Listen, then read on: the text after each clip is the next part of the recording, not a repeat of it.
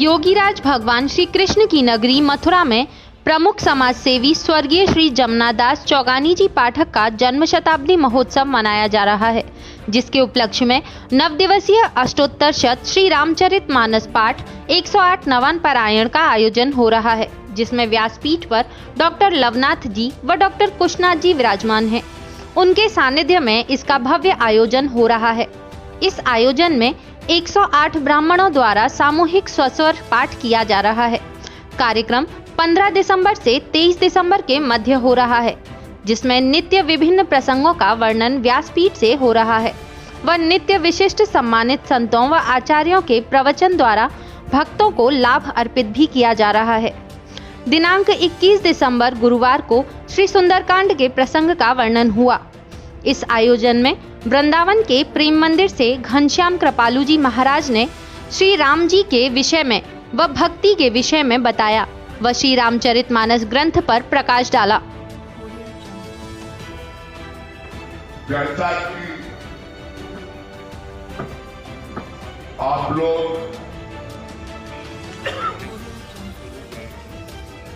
श्री रामचरित मानस के इस पावन परम पुनीत दिव्य समारोह में सम्मिलित हुए हैं। ये आप सबका भी और हम सबका परम सौभाग्य है कि वृंदावन धाम में, मथुरा ब्रज धाम में प्रभु राम की कथा या उनकी लीला का गुणगान और श्रवण भक्ति हो रही है। देखिए,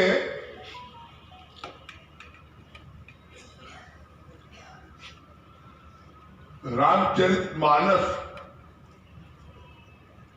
ऐसा अद्भुत ग्रंथ है जो समस्त विश्व में गोस्वामी तुलसीदास जी ने जो राम की भक्ति का निरूपण किया है और सरल भाषा में अवधी और ब्रज भाषा दोनों का सम्मिश्रण है। मेरी राय में तो विश्व में ऐसा कोई ग्रंथ नहीं है जो रामचरितमानस जैसा साहित्य, भक्ति साहित्य से सराबोर परिपूर्ण काव्य ग्रंथ कोई हो। और ये रामचरितमानस तुलसीदास जी ने स्पष्ट किया है कि ये मेरी रचना नहीं है।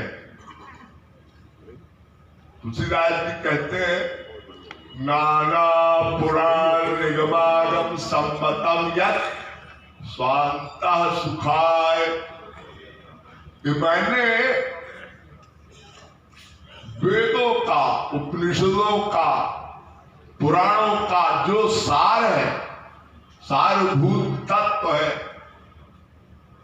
उसका निरूपण किया है रामचरितमानस। अपने भाव की अभिव्यक्ति कर रहे हैं कि ये मेरी स्वांता सुखाय, ये मेरे हृदय की भावना से ओतप्रोत है ये रामचरितमानस ग्रंथ। रामचरितमानस यद्यपि वाल्मीकि रामायण का ही एक दूसरा,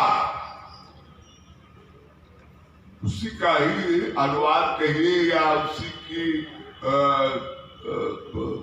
परंपरा में एक अद्वितीय ग्रंथ है, वो भगवान राम की समस्त लीलाओं से युक्त है। ये राम कौन है पहले ये जानना कंपल्सरी है, क्योंकि राम की चर्चा हो रही है। रामचरितमानस में राम की चर्चा है। तो वाल्मीकि रामायण से उद्धृत एक मंत्र है। वाल्मीकि जी महाराज कह रहे हैं, लोके न हि सब विद्येत यो न राम अनुव्रता। वाल्मीकि रामायण, संसार में कोई ऐसा जीव नहीं है जो भगवान राम को प्यार न करता, प्रेम न करता। इसी का अनुवाद गोस्वामी तुलसीदास जी ने रामचरितमानस में किया। अस को जीव जंतु जग माही, जेहि रघुनाथ प्राण प्रिय नाही। ऐसा कौन जीव है जो भगवान राम को प्यार न करता, जो श्री कृष्ण का या राम का प्रेमी न हो। इस रामचरितमानस की नवाब प्राण का दो उद्देश्य हैं। प्रथम, कई सालों की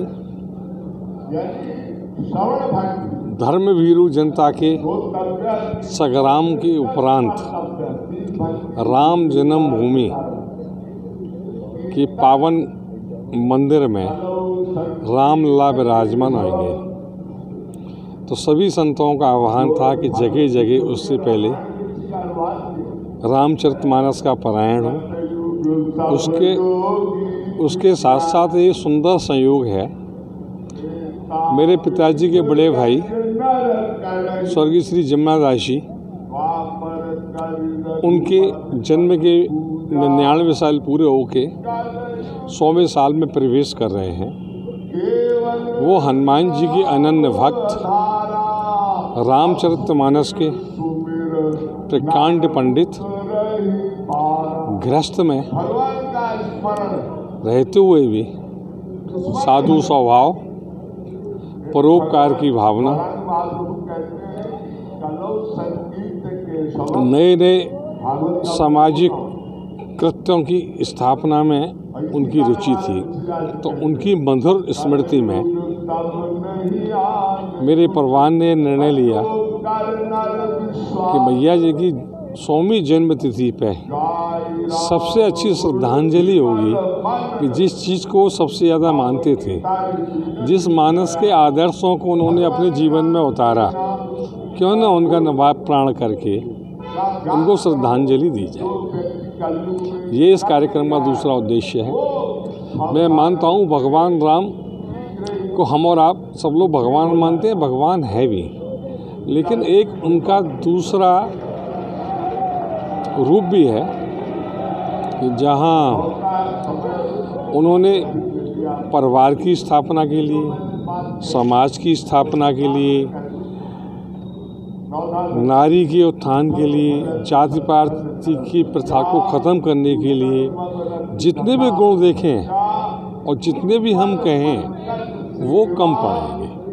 तभी एक गीतकार ने लिखा है, राम का तो नाम है, गाथा कहानी है हमारी, गीत तुलसी ने लिखे हैं, आरती जग की उतारी। तो ऐसे रामचरितमानस जिसमें भाई का भाई के प्रति बर्ताव, छोटे भाई का बड़े भाई से, बड़े भाई का छोटे भाई से, सास का बहू से, बहू का सास से, जेठानी का दौरानी से, दौरानी का जेठानी से। और सबसे बड़ी तो रामचरितमानस की चीज़ है कि जहाँ आज चारों हम कल युग में छोटी छोटी चीज़ों पे भाई भाइयों में बैठ देख रहे हैं, एक भाई दूसरे भाई की हत्या करता है, बात बात में बंटवारा होता है।